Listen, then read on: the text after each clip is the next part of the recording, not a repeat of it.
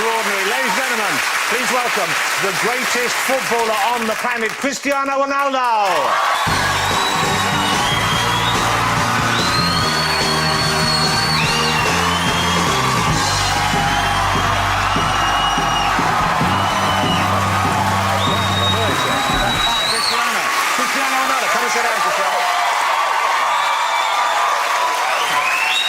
This side, right? Yeah, just over there, just over there. Well.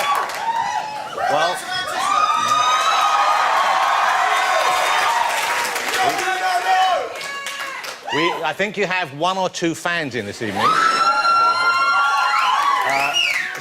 So nice to have you here. Why do you not do this kind of show more often? You must be asked an awful lot, I'm sure. No time. No time? No time. Just too busy? Yeah, kind of. Many trainings, many games. We have to travel a lot. And basically, difficult. Yeah. Difficult. We don't have a lot of time. But it must be a nice feeling to be here and knowing these people are going crazy for you and people at home are excited about seeing you. That must be quite a good feeling. Well, it's an unbelievable feeling. I was here in England for 6 years. Yeah. And I respect English people a lot because they are very polite and they respect... Serious. That felt like a warning. No, but it's true. The timing that I spent here, the people treat me unbelievable. I'm never going to forget that. So this is why I say, and I'm going to repeat, English people, they are polite for me because they respect. Yeah. That's nice to hear. And I think we're proud of that as well. We are proud of it in country. So let's talk about the Ballon d'Or. The Ballon d'Or is FIFA's kind of idea of who is the best overall footballer this last year. Yeah. You have won it 3 times. Lionel Messi has won it 4 times. So you hold that at the moment. And we're coming up in January, I think. They will announce who has it for January, the next year. yeah. And obviously you would like it to be you. Will be. You know what? If I had have known Sepp Blatter was coming, I would have to keep him out. So, what are your estimation of how it might go, and what are your feelings about the result either way? To be honest, I think you're going to win. Messi going to win this year. Yeah, but you know, it's FIFA. You're just... You know what I'm saying? How do you get on with Lionel Messi now? I heard you say that you're a little bit closer, you're a bit more relaxed together. You used to see him just as a rival, now you see him more as a human being. I don't have rivals, I don't have. We have a normal relationship. We share this stage there in FIFA 8 years. Yeah. No one's did that in the past. It's only us. Yeah. So it's good. I have a good relationship with him. He play for one club, I play for another club. He want the best for him, I want the best for me. So it's normal. We have a good relationship. You know, we are not home friends, but you know, we respect each other. That looks like a very good relationship, right there. What is he wearing? Well, let me talk. There's so many questions to ask you, but let me talk about your time here with Manchester United then. How old were you when you came over to join Manchester United? You were just 18? 18, yeah. 18 years old. And you'd already left home at 12, I think, to go to Lisbon, so you were used to living away from home. But coming here and meeting British people and having to work with Sir Alex Ferguson, that must have been quite a shock in some ways, I imagine? Not really. It was the key why I'm moving here to England. Because I remember I had a conversation with him when we play Sporting against Manchester, and we had a quick chat, and he told me, listen, I'm interested in you. I want that you join us in Manchester. It was the key. So it's unbelievable person. He treat me very good. He's, as I say many times, he's like a father for me in football. So I have to appreciate what he did for me. I passed 6 years in Manchester, very good. I win many titles in terms of collective and individual. It was unbelievable timing for me here in England. Well, your English now is very good. Well, I try my best. Yeah? And this isn't me just being polite. It is very good. But when you first came, I guess it wasn't as good. And certainly, I have spoken it all my life, but I find it hard to understand Alex Ferguson sometimes. So that must have been difficult for you at first. But I still don't understand him. Yeah, right. Because in the beginning, I had to translate, a Brazilian man. So you had to translate that Of for... course. What, for all British people or just for Alex Ferguson? Well, basically, only for him. Yeah. What things do you remember then? What things did he help you with? Which things did he teach you about to become a better footballer or a better person?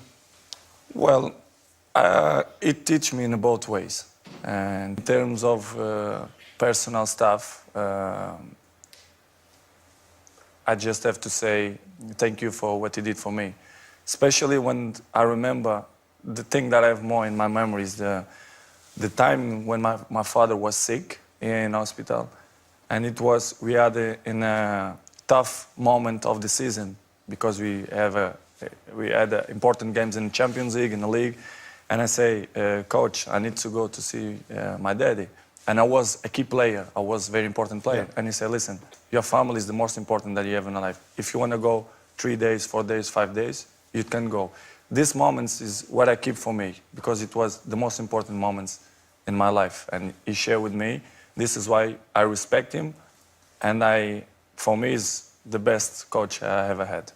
You know, you said earlier, he was like, you've said this before, he was like your father in the world of football. And there you just mentioned your biological father, who died in 2005, I think. Yeah. You know, I think a lot of us, I'm not that close with my father, but I have a couple of memories from when I was young that I remember very fondly, which are quite special to me. Do you have memories when you were young of you with him that you treasure above the other memories? Yes, I have unbelievable memories. When I started to play football, my father was so proud of me because, you know, he was a kid man of a football club. And a few goals, I scored goals, and next day I come in the paper like a small part, and he was so proud. He put it in his paper and he showed his old friends in the neighborhood. It's unbelievable memories that I have, and it's great. I just have his memories in my mind of my father, of these small moments. You talk about that in the film. Why do the film? Who came to you with the film? How did the film Ronaldo happen? And what was it that made you want to do it? What did you want to share? What message did you want to send out? Well, basically, when the Universal coming to me and to my team, say, listen, I'm interested to do a documentary about you. It was like, in the beginning, I'm in shock. I said, movie about me? You thought, why me? Why not Lionel Messi? Yeah. I understand him because they're looking for the best player in the world. So it's Well, I will give you that for that. There you go. Okay. and I think at the end of the day, the last result, it's good. I'm not showing something fake. It's me. The people who really know me, my friends and my family, they're not going to surprise. But I did the movie for my fans. As you know, the guy who have more followers, it's me. Not by coincidence, it's because people like me. Yeah. Probably. Well, you can't say that often enough about yourself, of course. But it's true. Yeah. So I did. No, it is true. I know it's true.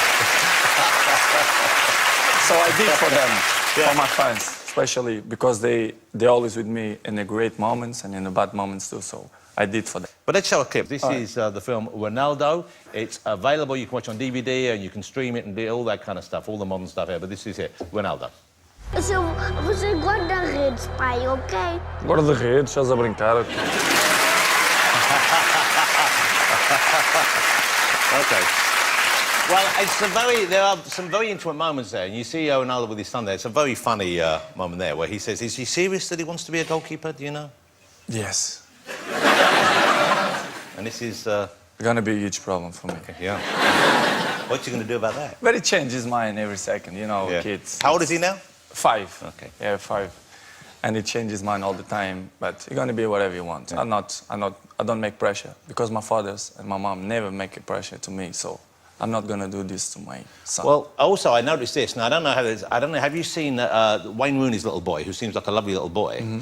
He went out to play recently and he had a tattoo on his arm. Not an actual tattoo, I don't think. I think it was a transfer, but who knows with the Rooneys. So have a look at this. OK, so you see what was on his arm there? There you go. Now, if your little boy came home with Rooney on his arm, would that be cool? Would that be OK? No problem. OK? Yes, no problem. What about if you had Messi on his arm? No problem. Okay. If you will do that, it's because he's smart. He knows he's good players. That's fair enough. That's a good point. He is. Yeah, that's a lovely answer. Well, we'll talk about this a little bit more, but your mother, obviously, is a hugely important part of your life. She figures quite heavily in the movie. She's a passionate supporter of you, and obviously she loves her whole family. You can see that. But one thing that amazed me is that she says in the film, and you're there, that you were an unwanted child. She didn't want to keep you. Mm-hmm. Now, that must be a shocking thing. The first time you hear that, that must be... No. Normal. But for you to hear that, I know it happens a lot. Don't change nothing in my mind. Nothing. You see in the film how stressed she gets. She's very involved in your career. And when she sees you playing, I mean, it's almost too much for her sometimes. Too much. Yeah, and she takes tranquilizers to help her get through this. How does that affect you, though, knowing you're playing, but knowing she is going through that as well? Does that ever figure in your mind during a match, or...? No, I just make a rule. Big games, you know, she cannot watch. It's true. Yeah. I don't take her to my box, or I put it someone in home to go walk with her when game starts. Until it's over? It's the solution. And how important is she to you now? For example, if you had a friend who didn't show love to your mother, respect to your mother, how long would they stay a friend for? They're never going to be with me, next to me, because I have a security and make him sleep, so... So don't mess with mama. Yeah. That's what we're saying. Okay. So let me ask you, and this, once again, this is touched upon in the film, of course. You have never revealed, and I don't think you ever intend to reveal or share, the identity of the mother of your son, okay, Cristiano's mother. And the thing that occurred to me while watching the film was your mother is so central and important to your life. But he does not have that relationship with his mother. Mm-hmm. Surely that must concern you. For me, it's not a problem. How you see in the world, many kids don't have mom, don't have dads, or dads die, or moms die, and they beat him up. Cristiano have a dad, unbelievable dad. I have grandfather, grandmother, I have support of my family. Yeah. Great. Of course, it will be like, why it don't happen? Listen, some points in the life, it's private.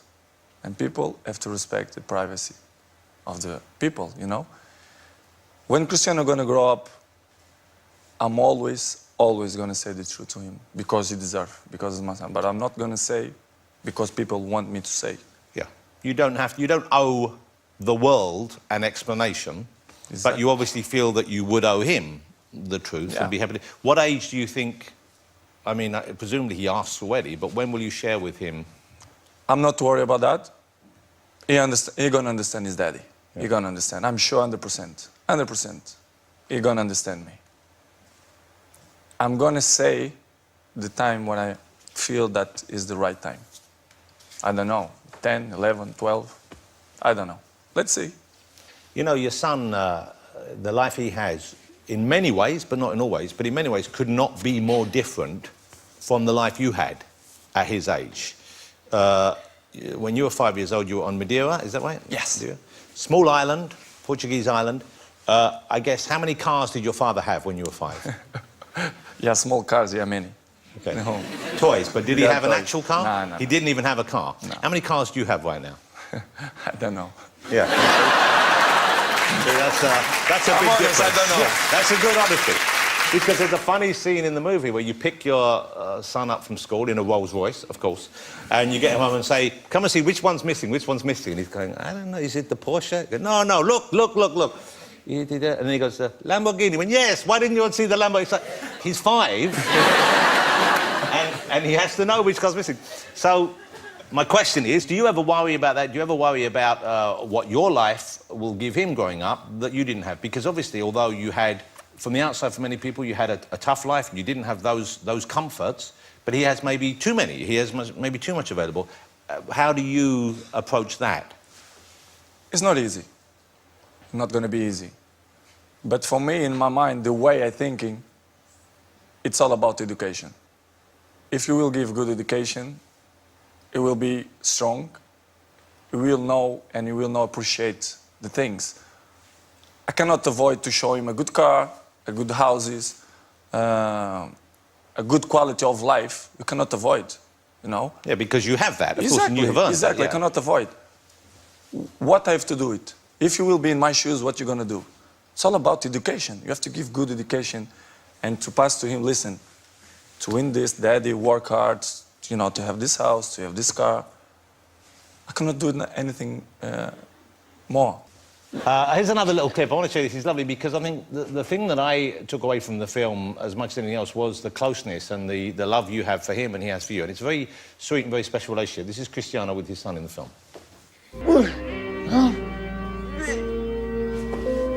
Já tá. Sai. Olha, fica o empate do jogo. Ganhaste tu e ganhei eu. Fazemos o resto à tarde, tá bem? Dá um abraço, minha querida Ana. Dá um abraço. That's really lovely. You know,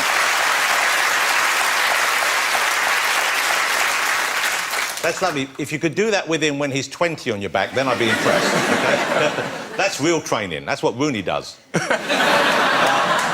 What about other aspects of your personal life? What about, is there a special someone in your life right now? A few.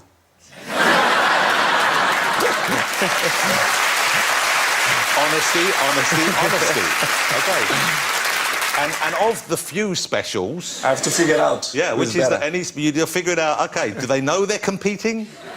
Some ones know, yeah. Okay. You must be exhausted. But do you have is it hard meeting people? Obviously, may I say this, you're a very beautiful man. Well.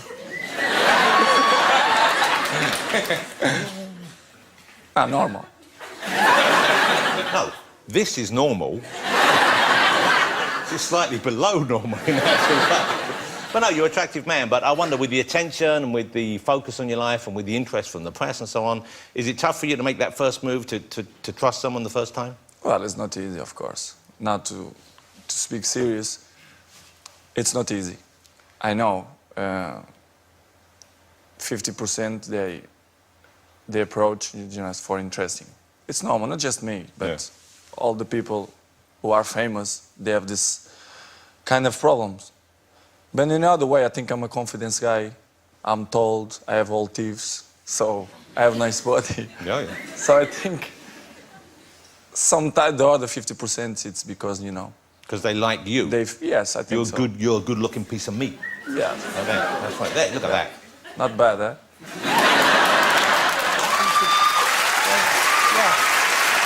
You know, I don't want to be like Alex Ferguson, but my advice would be let someone else say that first. That's you doing the Hulk, isn't it? Is that your kind of Hulk celebration thing? It was in a Champions League final. I love the fact you're just enjoying that photograph. Okay, let me ask you about what's going on in the future for you, because any professional sportsman at your level of the game, obviously you have a limited career as a player. Mm-hmm. You're still going strong. What do you have in mind for the future? What are you thinking of for the future? Is coaching an option? No, I don't think so. No? No passions to be coach.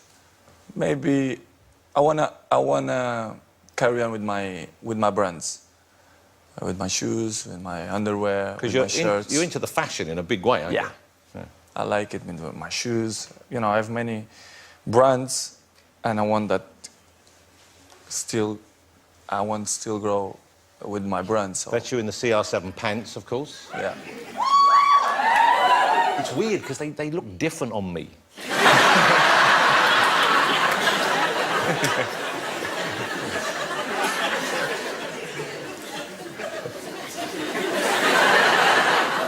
Could you maybe just do one of the slightly more elasticated waistbands?